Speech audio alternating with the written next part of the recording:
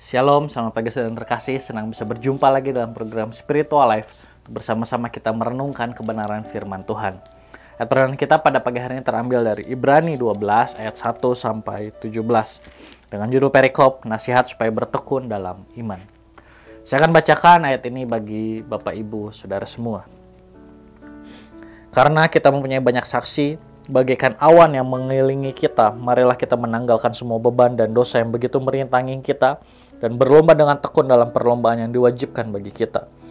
Marilah kita melakukannya dengan mata yang tertuju kepada Yesus yang memimpin kita dalam iman dan yang membawa iman kita itu kepada kesempurnaan, yang dengan mengabaikan kehinaan tekun memikul salib ganti sukacita yang disediakan bagi Dia yang sekarang duduk di sebelah kanan tahta Allah. Ingatlah selalu akan Dia yang tekun menanggung bantahan yang sehebat itu terhadap dirinya dari pihak orang-orang berdosa, supaya jangan kamu menjadi lemah dan putus asa. Dalam pergumulan kamu melawan dosa, kamu belum sampai mencucurkan darah. Dan sudah lupakah kamu akan nasihat yang berbicara kepada kamu seperti kepada anak-anak? Hai anakku, janganlah anggap enteng didikan Tuhan, dan janganlah putus asa apabila engkau diperingatkannya. Karena Tuhan menghajar orang yang dikasihinya, dan Ia menyesah orang yang diakuinya sebagai anak. Jika kamu harus menanggung ganjaran, Allah memperlakukan kamu seperti anak, di mana terdapat anak yang tidak dihajar oleh ayahnya. Tetapi jikalau kamu bebas dari ganjaran yang harus diderita setiap orang, maka kamu bukanlah anak, tetapi anak-anak gampang. Selanjutnya, dari ayah kita yang sebenarnya kita beroleh ganjaran dan mereka kita hormati. Kalau demikian, bukankah kita harus lebih taat kepada Bapa segala roh supaya kita boleh hidup? Sebab mereka mendidik kita dalam waktu yang pendek sesuai dengan apa yang mereka anggap baik. Tapi Dia menghajar kita untuk kebaikan kita, supaya kita beroleh bagian dalam kekudusannya.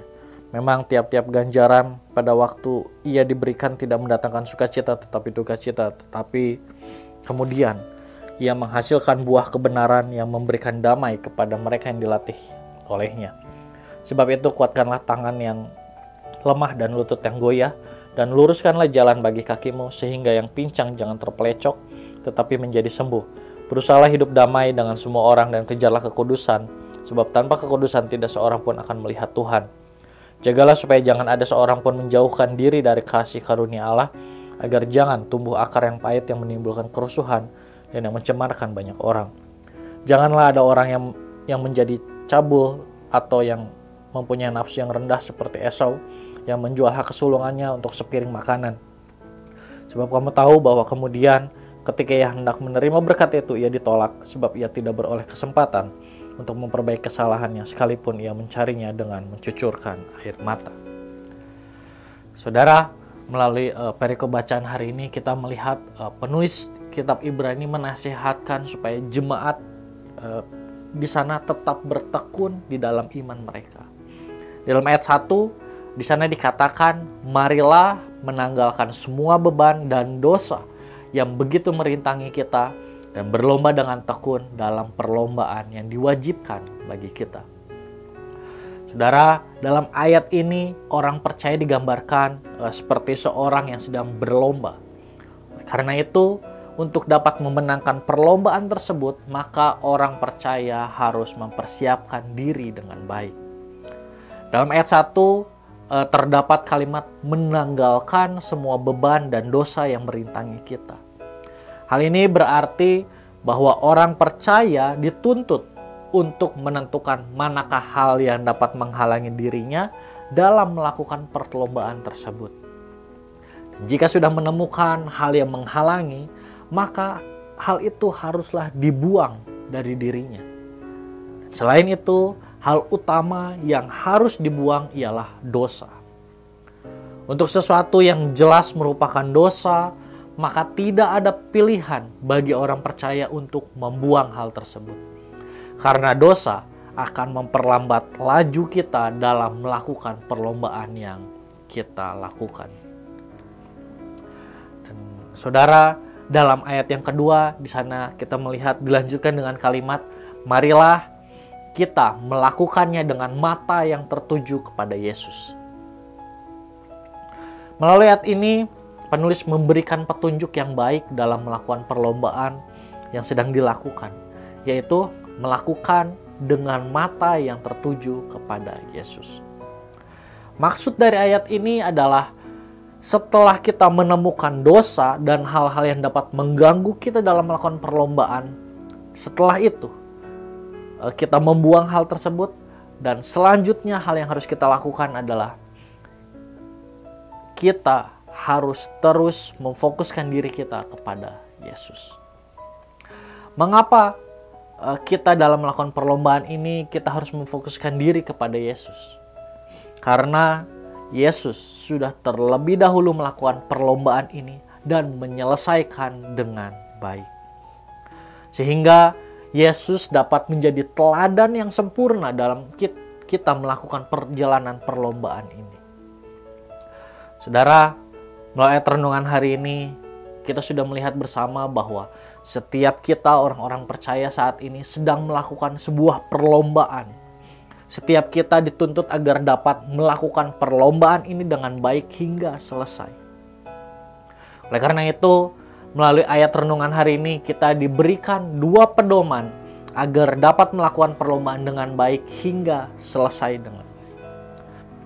Pedoman yang pertama yaitu kita harus menanggalkan semua beban dan dosa yang merintangi kita. Dan pedoman yang kedua yaitu dalam melakukan perlombaan, kita harus melakukan dengan mata yang tertuju kepada Yesus sebagai teladan yang berhasil menyelesaikan perlombaan hingga selesai dengan baik. Saudara, marilah melakukan perjalanan perlombaan yang diberikan kepada kita hingga selesai dengan baik.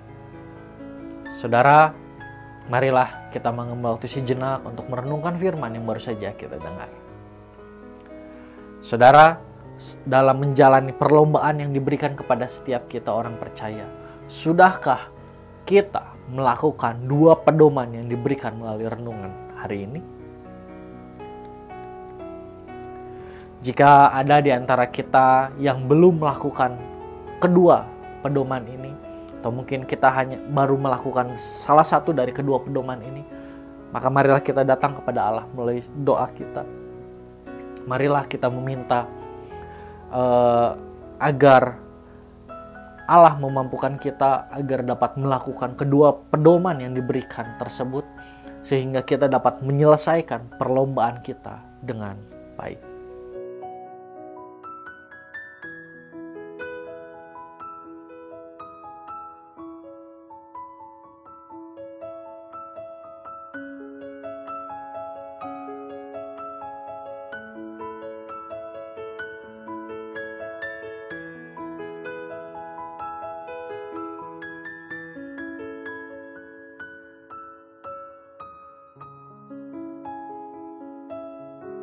Demikian renungan pada pagi hari ini. Mari kita akan tutup di dalam doa.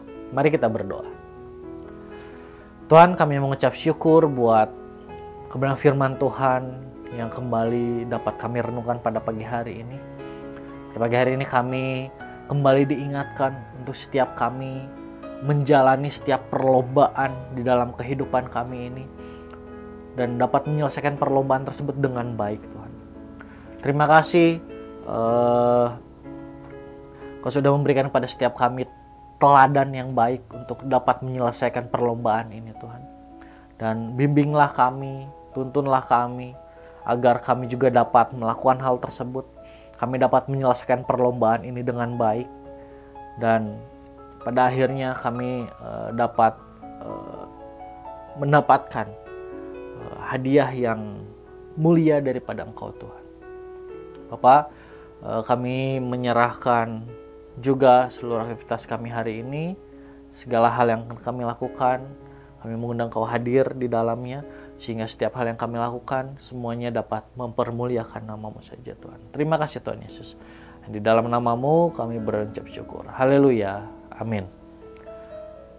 Selamat pagi, selamat beraktivitas. Tuhan Yesus memberkati.